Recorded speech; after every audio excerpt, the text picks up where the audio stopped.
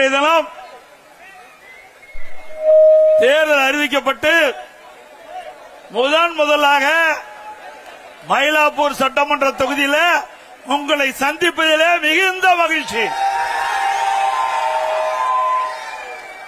இறைவனுடைய அருளால் அனைத்து இந்திய அண்ணா திராவிட முன்னேற்ற கழக தலைமையிலே அமைக்கப்பட்ட தேசிய ஜனநாயக கூட்டணி பெரும்பான்மையான இடங்களிலே வெற்றி பெற்று 210 இடங்களிலே வெற்றி பெற்று அனைத்து இந்திய அண்ணா திராவிட முன்னேற்ற கழகம் அறுதி பெரும்பான்மையோடு அனைத்து இந்திய அண்ணா திராவிட முன்னேற்ற கழகம் ஆட்சி அமைக்கும். திமுக நிலைமை பரிதாபமா இருக்குது. அப்படித்தானே? நம்ம கூட்டணி 3 நாளைக்கு முன்பு நம்முடைய கட்சியுடைய தலைமை அலுவலகத்திலே கூடணும். நம்முடைய கூட்டணியில் அங்கம் வைக்கின்ற கட்சிகளை அழைத்தோம். தேர்தல் நேரத்தில் நம்முடைய கூட்டணி கட்சிக்கு எத்தனை இடங்கள் என்று தேர்வு செய்து அறிவித்தோம்.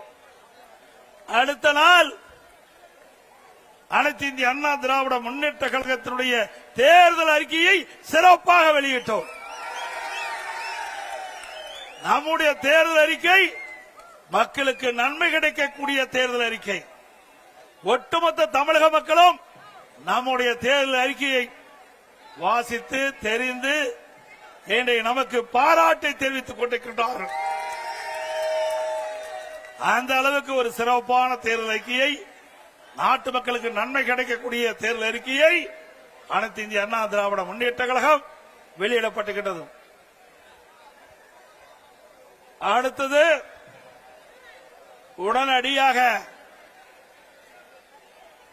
அனைத்து இந்திய அண்ணா திராவிட முன்னேற்ற கழகம் நம்முடைய கூட்டணி கட்சியினுடைய தலைவர்களை அழைத்து பேச்சுவார்த்தை நடத்தி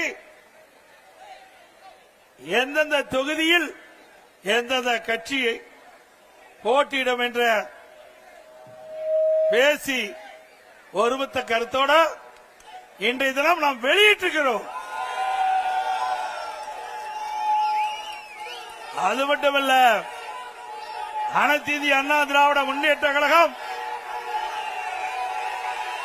முதற்கட்ட வேட்பாளர் பட்டியலில் அறிவிக்கப்பட்ட கட்சி அண்ணா திமுக கட்சி.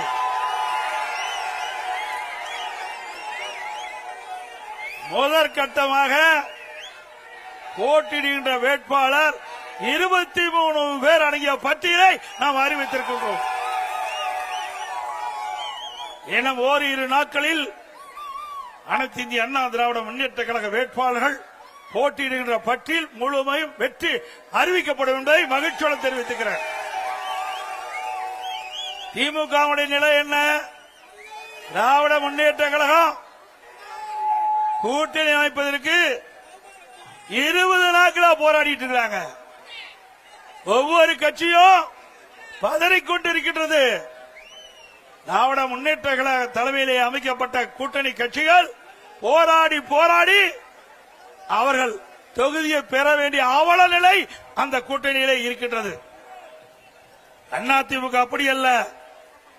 அதிமுக தலைமையிலே அமைக்கப்படுகிற தேசிய ஜனநாயக கூட்டணி கட்சிகள் தலைவர்கள் சுதந்திரமாக இருக்கின்றார்கள். திமுக கூட்டணியை அங்க வைக்கின்ற கட்சிகள் அடிமையாக இருந்து கொண்டிருக்கின்றது. திரு ஸ்டாலின் பேசுகிறார், கூட்டணி கட்சி தலைவர்கள் பேசுகிறார்கள், 10 ஆண்டு காலமாக தொடர்ந்து திராவிட முன்னேற்ற கழக தலைமையிலே பயணித்துக் கொண்டிருப்போம் என்று இருக்கிறோம் என்று. ஆக 10 ஆண்டு காலம் திராவிட முன்னேற்ற கழகத்திற்கு அடிமையாக இருந்து கொண்டிருக்கின்றீர்கள்.